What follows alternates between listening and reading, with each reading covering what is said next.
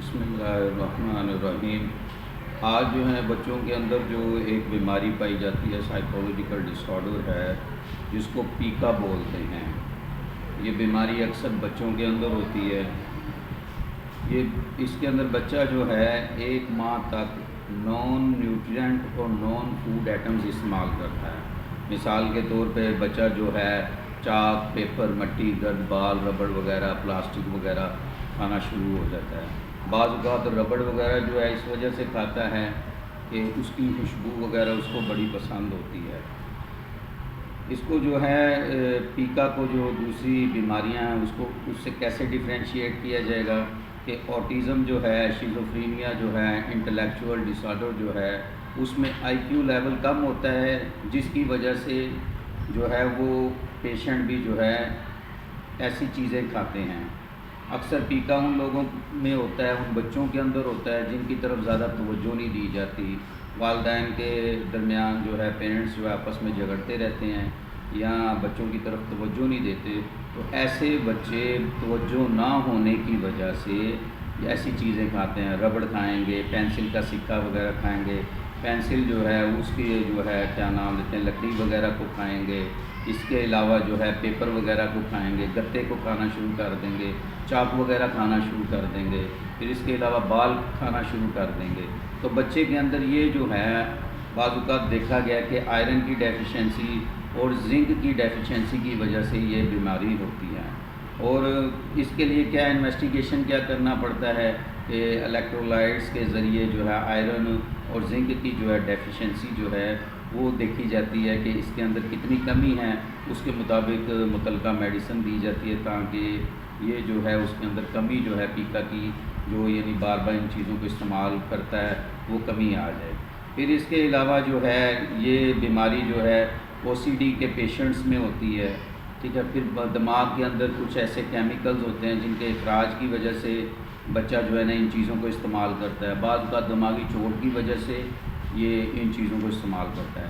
اس کی وجہ سے پیچیدگیاں کیا پیدا ہوتی ہیں، کمپلیکسٹیز کیا ہوتی ہیں کہ بچہ جب یہ جو نان نیوٹرینٹ اور نان فوڈ آئٹمس کھاتا ہے تو اس کی جو لارج انٹسٹائن ہے اور اسمال انٹسٹائن ہے اس کے اندر انفیکشن ہو جاتا ہے، بعض اوقات السر بن جاتا ہے، زخم ہو جاتے ہیں۔ پھر جو ہے اگر ڈسٹ وغیرہ کھا رہا ہے تو اس کی وجہ سے گردوں کے اندر انفیکشن ہو جاتا ہے، گردوں کے اندر پین ہونا شروع ہو جاتی ہے، پتھری بننا شروع ہو جاتی ہے۔ اس کے لیے کیا ہے کہ پیشنٹ جو ہے اس کی کمپلیٹ الٹرا ساؤنڈ کروائی جاتی ہے، دیکھا جاتا ہے کہ پتھری کا لیول کیا ہے۔ تو اس کے علاوہ جو ہے یہ چیزیں استعمال پیکا کا جو پیشنٹ ہے یہ جو چیزیں استعمال کرتا ہے اس کے ذریعے اس کے بلڈ کے اندر انفیکشن ہو جاتا ہے، انزائمز لیول ڈسٹربز ہو جاتا ہے۔ پھر کانسٹیپیشن سے لے کے قبض سے لے کر جو ہے کیا نام لیتے ہیں بلیڈنگ تک کے مسائل اس کی بڑی آنت کے اندر پیدا ہو جاتے ہیں۔ پھر اس کی بڑی آنت کے اندر جو ہے کیڑے مکوڑے یعنی ورمز وغیرہ پیدا ہونا شروع ہو جاتے ہیں۔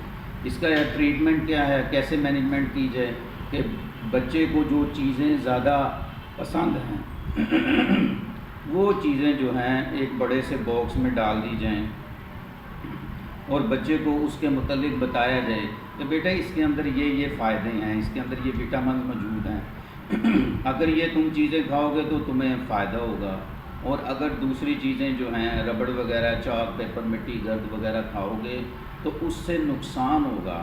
بچے کو فائدے جو ایڈوانٹیجز ہیں وہ ڈائٹ پلان جو ہے اس کے متعلق بتایا جائے اور بچے کو پیار سے سمجھایا جائے۔ بچے کو سزا دیں گے، غصہ کریں گے تو اس کی وجہ سے اس کے اندر یہ جو ہیبٹ ہے چیزیں کھانے کی یہ زیادہ بڑھ جائے گی، ٹھیک ہے نا۔ اور پھر جو ہے اس کو توانائی سے بھرپور اور وٹامن سے بھرپور بنی ہوئی خوراک بھی کھلائی جائے اور چارٹ بنا کر اس کو ٹیچ بھی کیا جائے۔ اس کے علاوہ جو ہے اس کو ایکسرسائز کے اندر جو ہے مصروف رکھا جائے۔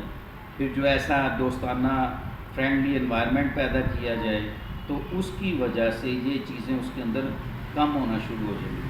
پھر پنشمنٹ کسی حد تک دی جائے، زیادہ پنشمنٹ نہ دی جائے، ریوارڈ اینڈ پنشمنٹ کی جو ہے ٹیکنیک استعمال کی جائے۔